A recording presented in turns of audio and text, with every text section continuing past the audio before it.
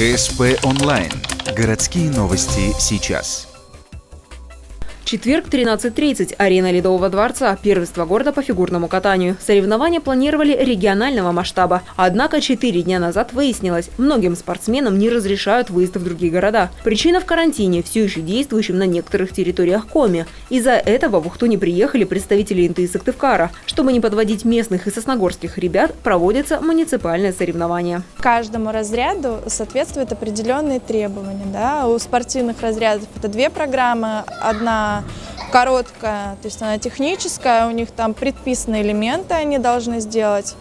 Обязательно аксель, прыжок сольный в 2 оборота и каскад из 2 прыжков. И 2 обязательных вращения по второму спортивному, 3 обязательных вращения по первому спортивному кандидатам и хореографическая дорожка.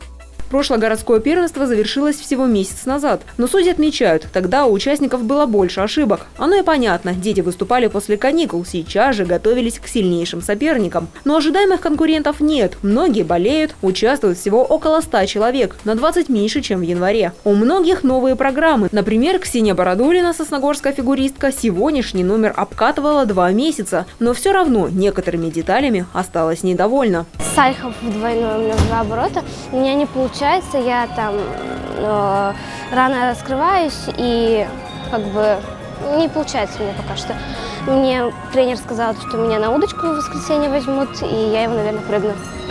Республиканское первенство отложили до декабря. Следующие соревнования с большим количеством участников планируются на апрель. Тогда в Сыктывкаре пройдет Кубок Федерации.